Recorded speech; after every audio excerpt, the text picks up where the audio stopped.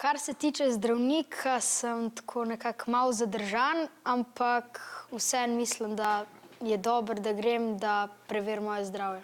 Da gremo do zdravnika, moramo imeti urejeno zdravstveno zavarovanje. Zdravstveno zavarovanje moramo plačati zavarovalnico. Otroci so navadno zdravstveno zavarovani prek staršev. Denar, ki ga ali starši sami ali pa namesto njih njihov delodajalec nakazujejo Zavodu za zdravstveno zavarovanje Slovenije, ta nameni za plačilo zdravstvenih storitev in osebja. Da smo zavarovani, potrdimo s kartico. Tisti, ki niso zavarovani, pa morajo obisk zdravnika plačati sami. Nekateri si tega ne morejo privoščiti.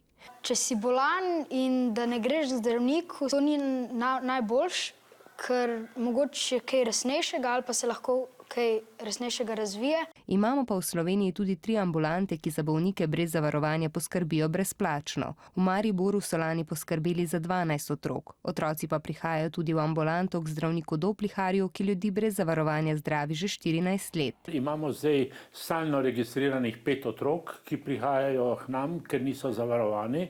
To so otroci, ki so prišli iz tujine in imajo dovoljenje za bivanje v Sloveniji. Prehodno z starši pa prihajajo, torej letos je bilo 6 otrok, dobili so navodila, kako si jih starši lahko zavarujejo, tako da od takrat jih nimamo več. Starši, ki nimajo službe, lahko otroke namreč brezplačno zavarujejo tudi prek občine, a pri tem pogosto potrebujejo pomoč, saj se včasih ljudje, ki živijo v stiski, težko sami znajdejo pri urejanju postopkov.